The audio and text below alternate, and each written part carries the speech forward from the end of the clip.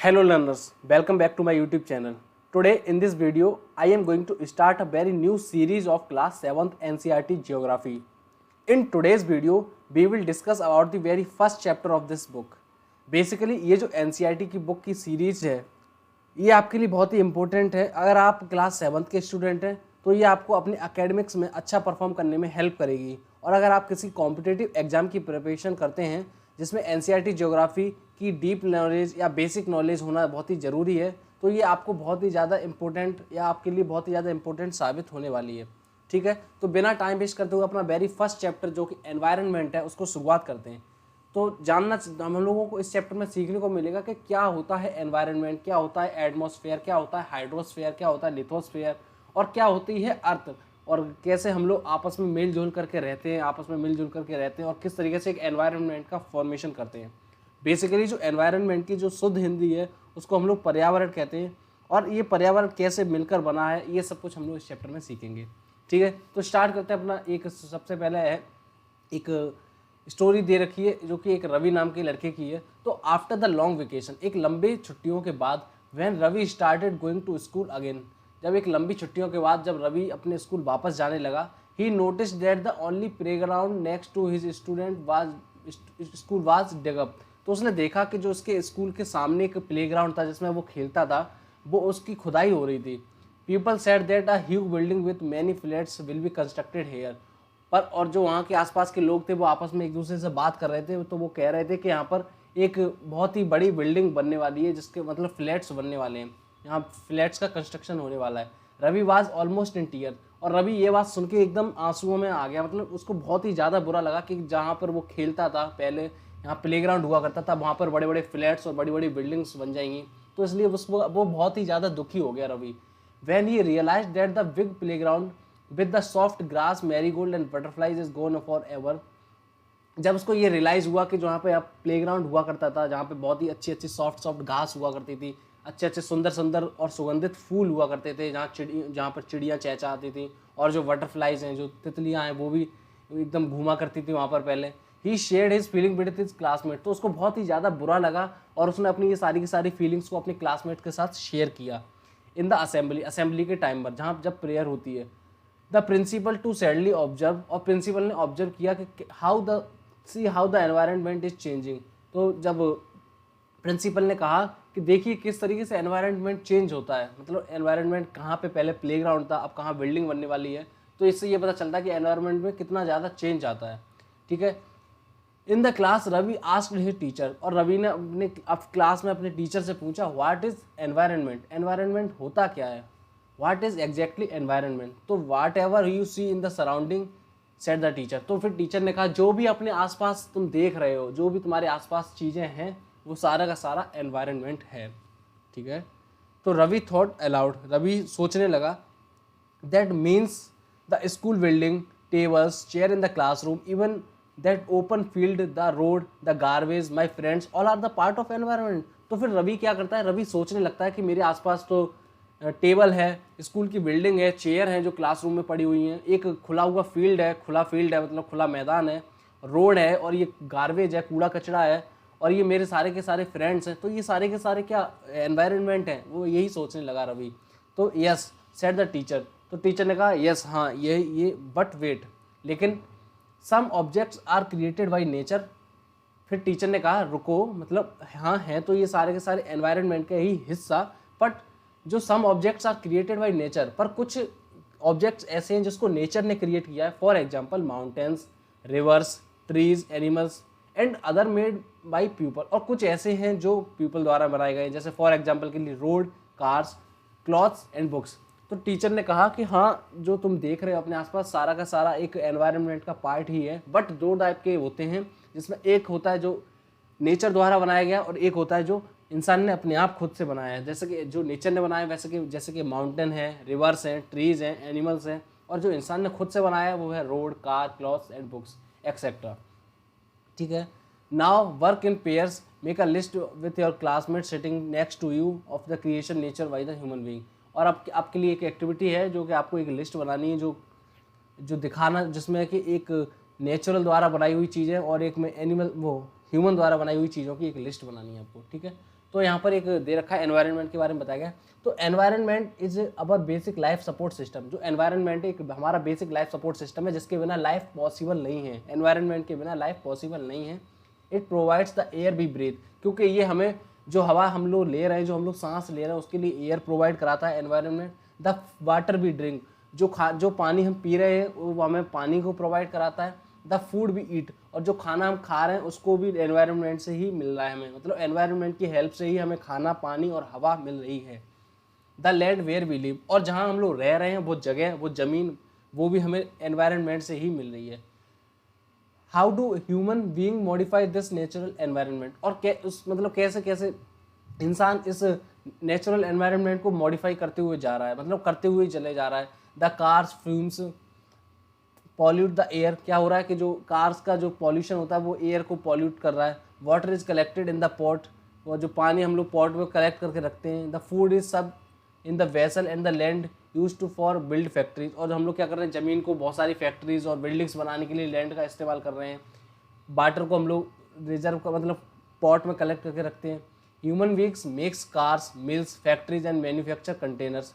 This is how human being is modified natural environment. तो ये जो ह्यूमन जो अपने सदुपयोग के लिए जो चीज़ों का बना रहा है, जिस चीज़ों का इस्तेमाल कर रहा है, जैसे कार्स है, मिल्स है, फैक्ट्रीज है, तो इससे क्या हो रहा है कि जो नेचुरल एनवायरनमेंट है उसको बहुत ही ज़्यादा इफेक्ट हो रहा है, जिसकी वजह से नेचुरल एनवायरनमेंट जो है वो मॉडिफाई हो रहा है। मॉडिफाई एक नेगेटिव वे में भी हो सकता है, मॉडिफाई एक पॉजिटिव वे में भी हो सकता है। बट हम लोगों को क्या कर रहे हैं, हम लोग सिर्फ शोषण कर रहे हैं एनवायरनमेंट का, कुछ भी अच्छा इस्तेमाल नहीं कर रहे हैं। हम लोग बहुत सारा पॉल्यूशन, बहुत सारी गंदगी, बहुत सारा नॉइज़ पॉल्यूशन फैला रहे हैं, जिसकी वजह से एनवायरनमेंट जो है उसको नुकसान ही हो रहा है, कुछ अच्छा नहीं हो रहा है।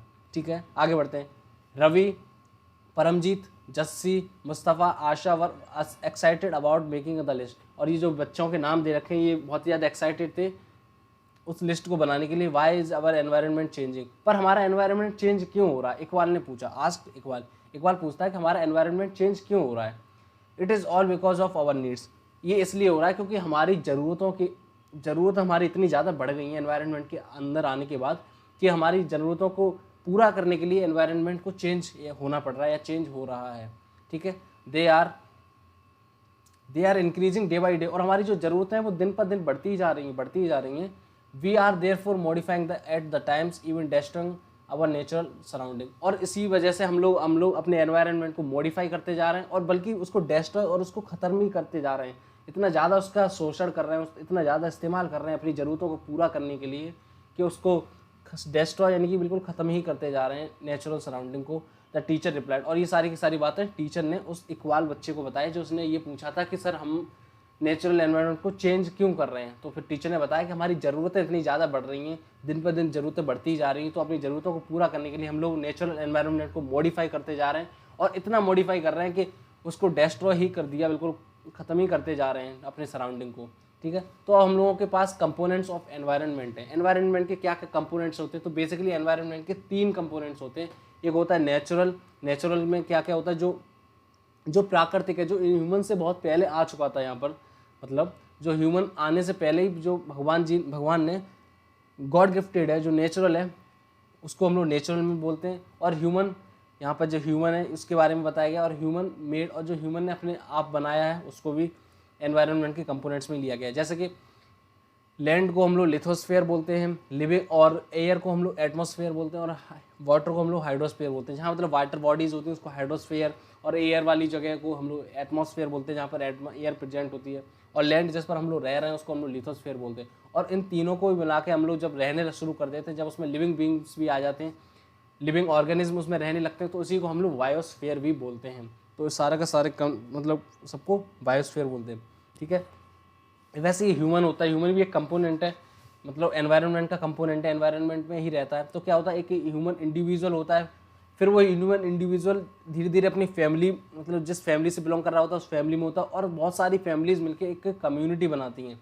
मतलब बहुत सारी फैमिली जब एक गांव में रहेंगी तो वो एक कम्युनिटी कहलाता है। जैसे किसी गांव में बहुत सारे परिवार रह रहे हैं, तो वो पूरे परिवार एक साथ मिलकर रह रहे हैं, तो उस पूरे गाँव को एक कम्युनिटी बोलेंगे। ठीक है, फिर उस कम्युनिटी के डिफरेंट रिलीजन्स हो सकते हैं, हिंदू, मुस्लिम, सिख, ईसाई, अलग अलग रिलीजन्स हो सकते हैं, और अलग अलग एजुकेशनल, और उनको क्या होता है शिक्षा, अगर अपने ग्रोथ और डेवलपमेंट के लिए उनको अच्छी शिक्षा देनी चाहिए, मतलब उस एनवायरनमेंट को और अच्छा मॉडिफाई करने के लिए उसको उनको एजुकेशन होनी चाहिए। इकोनॉमिक मतलब जो भी मतलब पैसे से रिलेटेड जो भी इकोनॉमिक है वो सारा वो भी एक एनवायरनमेंट का कंपोनेंट है। और पॉलिटिकल सिचुएशन और उस जगह की कैसी पॉलिटिकल सिचुएशन है, ये सारे के सारे कंपोनेंट्स ही हैं एनवायरनमेंट के। और जो ह्यूमन बीइंग्स हैं, जैसे कि ह्यूमन बीइंग ने बनाया हुआ है, ह्यूमन मेड है, पार्क्स हैं, ह्यूमन ने बनाया buildings, bridges, road, monuments and industry, these all are the components of environment. ठीक है, अब आगे बढ़ते हैं। बायोटिक और एबायोटिक के बीच में क्या क्या डिफरेंस होता है वो सीखते हैं। Biotic, the world of living organism is called biotic. Biotic का मतलब होता है जो the world of living organism, जिसमें जितने भी लिविंग ऑर्गेनिज्म हैं सारे के सारे बायोटिक कहलाते हैं। जैसे कि प्लांट्स हैं, एनिमल्स हैं और ह्यूमन भी लिविंग ऑर्गेनिज्म है, तो इसलिए ये बायोटिक है। Abiotic, the world of living non living elements is called abiotic. जो भी नॉन लिविंग एलिमेंट्स की जो भी वर्ल्ड है, पूरी की पूरी दुनिया जिसमें नॉन लिविंग ऑर्गेनिज्म आ रहे हैं, नॉन लिविंग थिंग्स आ रही हैं, उनको हम लोग अबायोटिक बोलते हैं। जैसे कि लैंड है, बिल्डिंग्स है, ये सारे के सारे कौन है, अबायोटिक है। फ्रॉम द अबव कन्वर्सेशन, हम लोगों ने ऊपर जो पूरी कन्वर्सेशन पढ़ी, you have understand that the place, people, things and nature that surrounding by any living organism is called the environment. अभी हमने जो ऊपर पूरा का पूरा जो हम लोगों ने कन्वर्सेशन पढ़ा, रवि और उसके टीचर और उनके और भी क्लास के स्टूडेंट्स के बीच में जो भी हमने पढ़ा डिस्कशन, उससे हम लोगों को ये पता चला कि जो भी प्लेस और पीपल और जो भी थिंग्स हमारे आसपास चीज़ें हैं जो हमारे आसपास हैं, ये और लिविंग ऑर्गेनिज्म, जिस भी लिविंग ऑर्गेनिज्म के आसपास ये चीज़ें हैं, इसी को हम लोग एनवायरनमेंट कहते हैं। मतलब कि place, people, things and nature that surrounded any living organism. किसी एक लिविंग ऑर्गेनिज्म को जिस प्लेस, जिस पीपल और जिन चीज़ों से घिरा हुआ है, उसी को हम लोग एनवायरनमेंट कहते हैं। It is a combination of natural and human made phenomena. और हम लोगों ने देखा था कंपोनेंट्स में, ये एक कॉम्बिनेशन है किसका, नेचुरल और ह्यूमन मेड फेनोमेना का। While the natural environment is refers to biotic, अभी हम लोगों ने देखा था जो भी नेचुरल एनवायरनमेंट होता है उसको हम लोग बायोटिक बोलते हैं। And abiotic conditions exist on the earth, और कुछ अबायोटिक कंडीशंस होती हैं वो भी हमारी अर्थ पर एग्जिस्ट करती हैं। Human environment reveals the activities, creation and interaction among the human beings. और जो ह्यूमन एनवायरनमेंट होता है वो बहुत सारी एक्टिविटीज़ को रिवील करता है, creation and interaction among the human being. जब हम लोग एक किसी एनवायरनमेंट में रह रहे होते हैं ह्यूमन बींग्स, तो वो एक दूसरे से इंटरेक्ट करते हैं, एक दूसरे के साथ मिलजुल कर रहते हैं, तभी एक हेल्दी एनवायरनमेंट का फॉर्मेशन होता है। ठीक है, इधर एक देखा एनवायरनमेंट, ये एक फ्रेंच वर्ड है जिसका मतलब एनवायरन से लिया गया है। एनवायरन जिसका मतलब ही होता है नेबरहुड, मतलब पड़ोसीवादी। मतलब जब सब लोग पड़ोस के मतलब एकदम घुल मिल के रहेंगे तभी एक एनवायरनमेंट का फॉर्म कर पाएंगे। इस एनवायरनमेंट वर्ड का मतलब ही यही है, नेबरहुड। सारे लोग मिलजुल कर रहें और एक एनवायरनमेंट का फॉर्मेशन करें। अब हम लोग यहाँ पे देखेंगे नेचुरल एनवायरनमेंट क्या होता है, प्राकृतिक पर्यावरण क्या होता है। Natural environment, land, water, air, plant and animals comprises of the natural environment. जो भी लिविंग ऑर्गेनिज्म हैं, जो भी हमारे नेचुरल ऑर्गेनिज्म हैं, जो हमें प्रकृति ने दिए हैं, जैसे कि लैंड है, वाटर है, एयर है, प्लांट है, एनिमल्स है, ये सारे के सारे कौन है, नेचुरल एनवायरनमेंट में आते हैं। You are familiar with the meaning of the lithosphere. अभी हम लोगों ने देखा था लिथोस्फीयर उसको बोलते हैं जहाँ हम लोग रह रहे होते हैं, लैंड को लिथोस्फीयर बोलते हैं। हाइड्रोस्फीयर, वाटर बॉडीज़ को हाइड्रोस्फीयर बोलते हैं। एटमॉस्फेयर, जहाँ एयर की प्रेजेंस हो वहाँ हम लोग एटमॉस्फेयर बोलते हैं, जहाँ हम लोग रह रहे होते हैं। And biosphere from the previous classes, हम लोगों ने ये सब कुछ प्रीवियस क्लासेस में सीखा था। तो बायोस्फीयर हम लोग ये सारे के सारे जो लिथोस्फीयर, हाइड्रोस्फीयर और एटमॉस्फेयर में जब लिविंग ऑर्गेनिज्म रहने लगते हैं तो उसको हम लोग बायोस्फीयर बोलते हैं। Let us learn some more facts about these domains. और हम लोग एक एक करके इन सारे के सारे डोमेन्स के बारे में एक एक करके सीखेंगे। ठीक है, तो अब इधर पहले एक एक्टिविटी है लेट्स डू, इसको एक्टिविटी को पढ़ते हैं। Let look at your surrounding, अपने आसपास देखिए। Make a list of uses that the land in your neighbourhood is being put to, और एक लिस्ट बनाइए कि लैंड का हम लोग इस्तेमाल किस किस तरीके से करते हैं। तो अब यहाँ पर लिथोस्फीयर के बारे में पढ़ते हैं। Lithosphere is a solid crust of और the hard top layer of the earth. जो अर्थ की सबसे टॉपेस्ट लेयर, जो सबसे ऊपरी जो परत है, जो सबसे हार्ड है, उसी को हम लोग लिथोस्फीयर बोलते हैं। It is made up of rocks and mineral, ये रॉक्स और मिनरल की बनी हुई होती है। And covered by very thin layer of soil, और बहुत ही पतली मिट्टी की परत से ये कवर्ड होती है। ठीक है, तो हम लोगों ने सीखा लिथोस्फीयर क्या है, एक बहुत ही मोटी क्रस्ट के ऊपर जो हार्ड टॉप लेयर, जो सबसे ऊपर जिस पर हम लोग रह रहे हैं, जिस पर हम लोग अपने घरों को बना रहे हैं और हम लोग जिस पर रह रहे हैं, सबसे मोटी थिकेस्ट हार्ड टॉप लेयर जो अर्थ की है, उसी को हम लोग लिथोस्फीयर बोलते हैं। और ये क्या है, ये एक पतली सी मिट्टी से, हम लोग देखते हैं ना जो मिट्टी होती है जिस पर हम लोग चलते हैं, मिट्टी की एक पतली सी लेयर से कवर्ड है।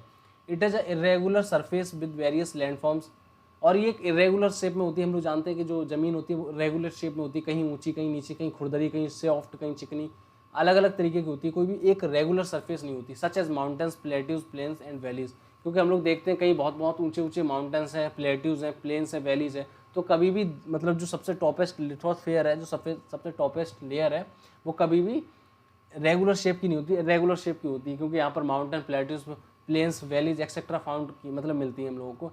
Land forms are found over the continents and also on the ocean floors, और जो लैंड फॉर्म्स होती हैं जहाँ पर लोग रह रहे होते हैं वो ओशियन में भी मिलती हैं, continents and also in the ocean floor, मतलब ओशियन में भी ये प्रेजेंट होती है।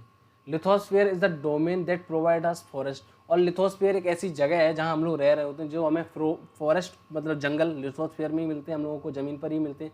ग्रासलैंड मतलब घास के बड़े बड़े मैदान हम लोगों को किस पर, लिथोस्फीयर पर ही मिलते हैं। फॉर ग्रेजिंग मतलब जो अपनी गाय भैंस को और बकरियों को चराने के लिए हम लोगों को चाहिए होती है ग्रास, बड़े बड़े घास के मैदान होते हैं, वो भी लिथोस्फीयर पर ही हैं।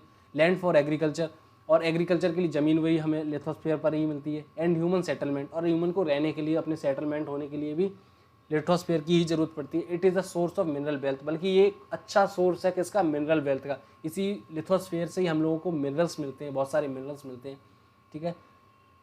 तो यहाँ पर देखिए ये क्या है, जहाँ एयर प्रेजेंट है उसको हम लोग एटमॉस्फेयर बोलते हैं, और जब तीनों के तीनों मिल जाते हैं और उसी में नेचुरल ऑर्गेनिज्म रहने लगते हैं, तो उसी को हम लोग बायोस्फीयर बोलते हैं। देखिए इसमें ये सर्कल दे रखा है, इसमें आप लोगों को एटमॉस्फेयर भी दिखाया गया, हाइड्रोस्फीयर भी दिखाया गया और लिथोस्फीयर भी दिखाया गया, और कुछ लिविंग ऑर्गेनिज्म इसमें रह रहे हैं, तो ये पूरा का पूरा एक बायोस्फीयर को फॉर्म कर रहा है। ये हाइड्रोस्फीयर है क्योंकि यहाँ पर पानी को दिखाया गया, इसलिए ये हाइड्रोस्फीयर है। लिथोस्फीयर जहाँ पर हम लोग रह रहे होते हैं ज़मीन, तो उसको हम लोग लिथोस्फीयर से दिखाया गया। लिथोस्फीयर में देखिए आप यहाँ पर एग्रीकल्चर करते हुए किसान दिखाई दे रहा है, क्योंकि हम लोगों ने अभी पढ़ा था कि किस मतलब खेती के लिए लिथोस्फीयर हम एक अच्छा डोमेन है एनवायरनमेंट में, ठीक है। अब हम लोग दूसरे डोमेन के बारे में सीखते हैं। दूसरा डोमेन है hydrosphere. The domain of water is refer to as hydrosphere, जो भी हमें पानी की मात्रा दे, मतलब जो हमें पानी दे, पानी के डोमेन को ही हम लोग हाइड्रोस्फीयर बोलते हैं। It comprises various source of water, और ये इसमें मतलब जो भी पानी, जिस सोर्स से भी हमें पानी मिलता है, वो सारे के सारे सोर्सेज को कंप्राइज किए हुए हैं। And different types of water bodies, और बहुत सारी वाटर बॉडीज हाइड्रोस्फीयर में ही आती हैं, like rivers, lakes, seas, ocean etcetera, जो भी नदियाँ हैं, जो भी लेक्स हैं, ताल हैं, जो भी सीज हैं, मतलब जो समुद्र, बड़े बड़े समुद्र हैं, ये सब, और बहुत बड़े ओशियन, ये सब के सब किस में आते हैं, हाइड्रोस्फीयर में आते हैं, क्योंकि ये सारी की सारी वाटर बॉडीज़ हैं etcetera. It is essential for all living organism, और हम लोग जानते हैं बिना पानी के हम लोग जिंदा रह नहीं पाएंगे, इसलिए ये हमारे लिए बहुत ही ज़्यादा इंपॉर्टेंट है। हाइड्रोस्फीयर हमारे लिए बहुत ही ज़्यादा इंपॉर्टेंट है। सब लिविंग ऑर्गेनिज्म के लिए हाइड्रोस्फीयर बहुत ही इंपॉर्टेंट डोमेन है एनवायरनमेंट का। अब हम लोग नेक्स्ट डोमेन के बारे में सीखते हैं, the atmosphere. The atmosphere is the thin layer of the air. हमने अभी देखा था जो एटमॉस्फेयर होती है एक थिन लेयर ऑफ एयर होती है। एयर मतलब जहाँ भी हवा प्रेजेंट है उसको हम लोग एटमॉस्फेयर बोलते हैं। अराउंड द अर्थ, जो भी अर्थ के आसपास जो भी हवा है, हवा की जो पतली सी लेयर है उसको हम लोग एटमॉस्फेयर बोलते हैं। The gravitational force of the earth hold the atmosphere around it. और ये जो हमारी हवा है वो क्यों रुकी हुई है, क्योंकि ग्रेविटेशनल फोर्स की वजह से हमारी अर्थ पर रुकी हुई है। ये जो हवा की पतली सी लेयर ग्रेविटेशनल फोर्स की वजह से अर्थ के चारों तरफ घिरी हुई है। It protects us from the harmful rays and scalding heat of the sun. और ये हम लोगों को किससे बचाती है, हार्मफुल रेज से बचाती है, और बहुत जो सन की बहुत हीट होती है उससे भी हम लोगों को बचाती है air. It consist of a number of gases. और ये जो एटमॉस्फेयर होता है इसमें बहुत सारी गैसेस प्रेजेंट होती हैं, डस्ट प्रेजेंट होती है एंड वाटर वेपर्स भी प्रेजेंट होती है, जिसकी वजह से ह्यूमिडिटी होती है। ह्यूमिडिटी मतलब नमी, जो भी नमी प्रेजेंट होती है उसको हम लोग ह्यूमिडिटी बोलते हैं। The change in the atmosphere produce change in the weather और द क्लाइमेट। और जब भी कोई एटमॉस्फेयर में कोई भी चेंज आता है उसी से हम लोगों को वेदर और क्लाइमेट में चेंज देखने को मिलता है। वेदर एक शॉर्ट टर्म फेनोमेना है और क्लाइमेट एक लॉन्ग टर्म फेनोमेना है, जिसको हम लोगों ने साइंस में पढ़ा हुआ है वेदर और क्लाइमेट के बारे में, ठीक है।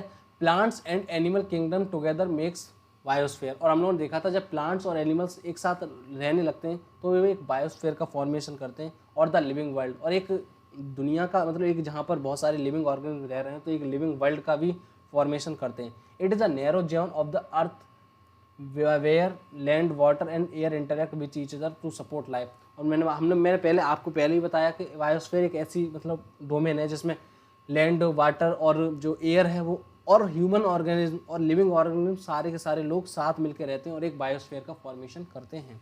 ठीक है, तो यहाँ पर एक ऊपर एक्टिविटी ये रह गई थी, लेट्स डू, उसको देख लेते हैं। Observe the sky while coming to school. और आप स्कूल से जब आते टाइम, मतलब स्कूल जाते टाइम स्काई को ऑब्जर्व कीजिए। Make a note whether the days cloudy, rainy, Sunny, foggy etcetera. और देखिए कि उस दिन कैसा है, मतलब क्लाउडी है, रेनी है, बारिश हो रही है, सनी है, या फिर फॉगी है, मतलब जिसमें फॉग हो रहा है, ऐसा कुछ है। एक और एक्टिविटी थी ऊपर, where does the water you see in your home and school comes from. देखिए कि आपका जो पानी है और स्कूल का पानी कहाँ से आता है। Make a list of different uses of water in daily life. और एक लिस्ट बनाइए जिसमें पानी के डिफरेंट यूजेस के मेंशन कीजिए कि पानी के क्या क्या यूजेस हैं जो हम लोग पूरे दिन में अपने करते हैं। Have you anyone wasting water. और क्या आपने कभी किसी को पानी वेस्ट करते हुए देखा है और कैसे करते हुए देखा है, उसको भी मेंशन करना है अपनी लिस्ट में। ठीक है, इधर इकोसिस्टम के बारे में बताया गया। इकोसिस्टम क्या होता है? Ecosystem is the system formed by the interaction of all the living organism with each other with the physical and chemical factor of the environment in which they live, all linked by transfer energy and material। Ecosystem एक ऐसा interaction है living organism का with each other physical and chemical factor, जिससे कि environment के physical और chemical factors को जब एक साथ इंटरेक्ट कर दिया जाता है और लिविंग ऑर्गेनिज्म के साथ रहने लगते हैं, तो उसी को हम लोग इकोसिस्टम का फॉर्मेशन करते हैं और उसी को हम लोग इकोसिस्टम बोलते हैं। All linked by transfer of energy and material. और ये आपस में एक दूसरे लिंक इसलिए होते हैं क्योंकि एक दूसरे की एनर्जी को और मटेरियल को ट्रांसफर कर रहे होते हैं। What is ecosystem? At an NCC camp what Ravi's class was attending, Jersey exclaimed. मतलब एक एनसीसी कैंप है, रवि की क्लास अटेंड कर रही थी एक एनसीसी कैंप में, तो जस्सी ने पूछा, Jassi exclaimed what a heavy downpour. क्या मतलब एक डाउनपुर का मतलब जो झरना होता है जिससे पानी नीचे की तरफ बह रहा होता है, कि मतलब उसको एकदम चौंक गया कि क्या कितना सुंदर झरना है, डाउनपुर है। It reminds me the home in the Kerala. और वो उसे उसकी घर की याद दिला रहा था, केरला में जो उसका घर है उसको याद दिला रहा था जो डाउनपुर था। You should come and see how it pores and pores and pores over the lush green field and coconut plantation. और देखो कितना सुंदर लग रहा है जब वो पानी को गिराया जा रहा है ग्रीन फील्ड्स के ऊपर और कोकोनट प्लांटेशन के ऊपर। हीरा फ्रॉम जैसलमेर एक्सप्लेन। और जो हीरा थी वो जैसलमेर से थी, तो वो भी एक्सप्लेन मतलब वो भी कहती है वी गेट नो रेंज, हम लोगों को कोई रेंज देखने को नहीं मिलती, क्योंकि जैसलमेर कहाँ है? राजस्थान में, और राजस्थान में बारिश कम होती है। इसलिए जो हीरा है वो कह रही होती है कि वी गेट नो रेंज, हमें कोई रेंज नहीं मिलती है, मतलब कोई बारिश देखने को नहीं मिलती है। बी से ओनली कीकर, हमें सिर्फ कीकर देखने को मिलता है, एंड सैंड, और सिर्फ मिट्टी देखने को मिलती है। And far as far the eyes can see, मतलब ये चीज़ें देखने को मिलती है। But you also find a camels, और अब तुम्हें कैमल्स भी देखने को मिलते होंगे, ऐसा रवि उससे कहता है हीरा से। और तुम्हें ऊँट भी देखने को मिलते होंगे, ऐसा रवि हीरा से बोल रहा है। तो हीरा से नॉट जस्ट केमल, सिर्फ केमल ही नहीं, if you visit the our desert you will see snacks, lizard and too many insects too. तो फिर हीरा कहती है सिर्फ कैमल ऊँट ही नहीं, तुम्हें डेजर्ट में बहुत सारे स्नैक्स, लिजर्ट्स मतलब सांप और छिपकली, और बहुत सारे इंसेक्ट्स भी देखने को मिलेंगे। रवि वंडर्ड, रवि एकदम चौंक जाता है। Why do the animals, the vegetation and the way of people vary from place to place. तो फिर रवि एकदम से चौंक जाता है और फिर पूछता है कि मतलब इतना सारा हम लोग एक जगह से दूसरी जगह पे जाते हैं तो इतना सारा चेंज क्यों आता है वेजिटेशन में, मतलब एनिमल्स में, और वेजिटेशन का मतलब जो भी वादियाँ हैं उसमें चेंज क्यों देखने को मिलता है। All they are related to each other, क्या ये सारे के सारे एक दूसरे से रिलेटेड हैं? ओ yes very much so, the teacher reply. तो टीचर रिप्लाई करता है कि हाँ ये सब के सब एक दूसरे से इंटरएक्टेड हैं, इंटरकनेक्टेड हैं, ऐसा टीचर उन बच्चों को समझाता है। ठीक है, all plants, animals and human beings depends on the their immediate surrounding. तो जो भी जितने भी प्लांट्स हैं, एनिमल्स और ह्यूमन बींग्स हैं, एक दूसरे पर डिपेंड है, एक दूसरे पर डिपेंड करते रहते हैं, जो भी उसके आसपास चीज़ें हैं उनके ऊपर डिपेंड करते हैं। Often they are also interdependent on each other, और इंटरडिपेंडेंट भी होते हैं एक दूसरे के। The relation between the living organism as well as the relation between the organism and the surrounding from the ecosystem. The relation between living organism as well as the relation between organism and the surrounding from the ecosystem. जो living organism का relation है वैसा ही same to same organism का surrounding के साथ जो भी रिलेशन है वही शो करता है। There could be a ecosystem of large rain forest. क्या होता है, बहुत बहुत बड़े बड़े लार्ज रेन फॉरेस्ट के साथ भी एक इकोसिस्टम का फॉर्मेशन हो सकता है। Grass land, desert, mountains, lakes, water, ये सब मिलकर एक बड़ा इकोसिस्टम का फॉर्मेशन करते हैं।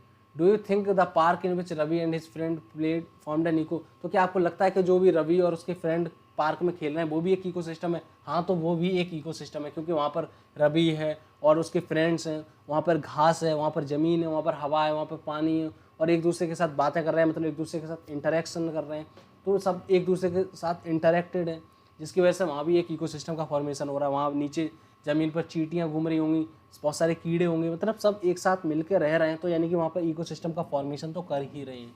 ठीक है, तो हम लोगों ने यहाँ पर नेचुरल एनवायरनमेंट के बारे में सीखा।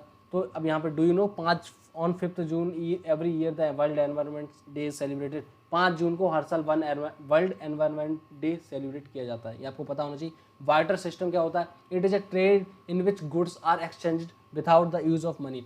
बार्टर सिस्टम एक ऐसा सिस्टम है जिसमें मनी का कोई यूज़ नहीं होता है। अगर किसी चीज़ को किसी चीज़ की ज़रूरत है तो वो, मतलब जैसे एग्जांपल के लिए 2 लोग हैं, जिसको एक को गेहूँ चाहिए और एक के पास चावल नहीं है, तो गेहूँ वाला उसको चावल दे देगा, और उसको चावल चाहिए होंगे तो वो चावल ले लेगा। मतलब अपनी चीज़ को दूसरे के साथ एक्सचेंज कर देना और एक दूसरे की ज़रूरतों को पूरा कर देना बिना यूज ऑफ मनी, बिना किसी मनी के यूज के, इसी को हम लोग बार्टर सिस्टम कहते हैं। ठीक है, और ये कुछ एक्टिविटीज़ हैं, ये आपको खुद से पढ़नी है और खुद से परफॉर्म भी करनी है। हम लोगों ने अब तक नेचुरल एनवायरनमेंट के बारे में देखा, अब हम लोग पढ़ते हैं ह्यूमन एनवायरनमेंट के बारे में।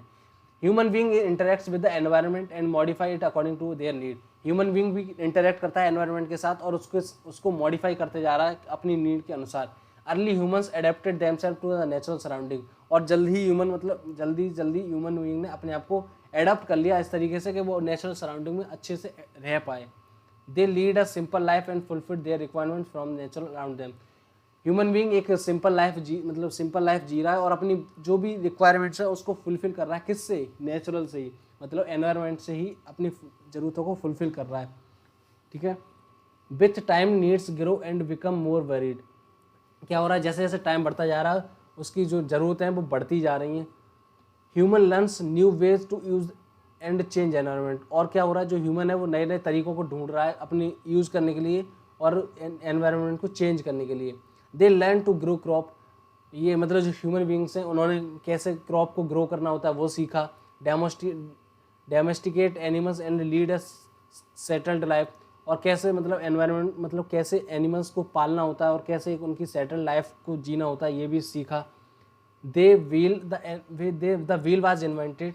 जब व्हील मतलब पहिए का इन्वेंशन हुआ, सरप्लस फूड वाज प्रोड्यूस, तो सरप्लस फूड का भी मतलब प्रोडक्शन हुआ। Water system emerge, water system का इमर्जेशन हुआ, मतलब water system comes into play. Trade started and commerce developed. तो इसी से क्या हुआ? जो ट्रेड होता है, जो व्यापार होता है वो भी स्टार्ट हो गया, और कॉमर्स डेवलपमेंट, मतलब एक वित्त के क्षेत्र में भी एक डेवलपमेंट देखने को मिला। Industrial revolution enables large scale production. और इसी से धीरे धीरे इंडस्ट्रियल रिवॉल्यूशन देखने को मिला, जिसमें बहुत सारी इंडस्ट्रीज़ लगाई गई जो एक बहुत ही ज़्यादा लार्ज प्रोडक्शन को दे रही थी।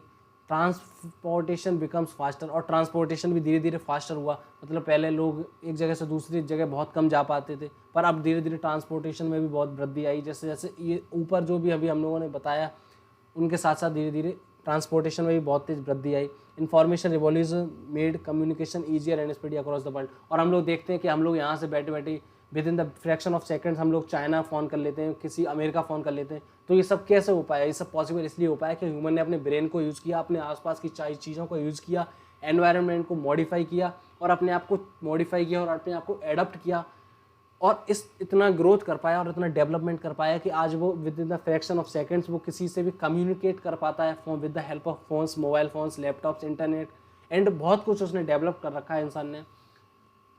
ठीक है, have you ever thought why you love eating a juicy watermelon in summer and hot restored peanut in winter. क्या आपने कभी सोचा है कि आप लोगों को गर्मियों के टाइम में जूसी वाटरमेलन खाना क्यों पसंद है, और जब सर्दियाँ आ जाती हैं तो हम लोग वही रोस्टेड पीनट्स खाते हैं, मतलब भुजी हुई जो मूंगफली होती है उसको खाना पसंद करते हैं। और perfect balance is necessary between the natural and human environment. ये ऐसा इसलिए होता है कि जो परफेक्ट बैलेंस है, बैलेंस हमेशा बना रहना चाहिए किसके बीच? ह्यूमन और ह्यूमन एनवायरनमेंट के बीच में। ठीक है, ह्यूमन और ह्यूमन एनवायरनमेंट के बीच में एक परफेक्ट बैलेंस बना हुआ रहना चाहिए। इसीलिए humans must learn to live and use the environment in the humans way. और हमें हमेशा यही सीखना चाहिए कि एक हम लोग नेचुरल का सिर्फ एक हार्मोनियस वे में इस्तेमाल करें, मतलब कभी भी उसका शोषण ना करें। हमेशा उसको एक हारमोनियस वे में, एक अच्छे उपयोग में ही लें नेचुरल एनवायरनमेंट को, कभी भी उसका शोषण ना करें और उसको वेस्ट ना करें।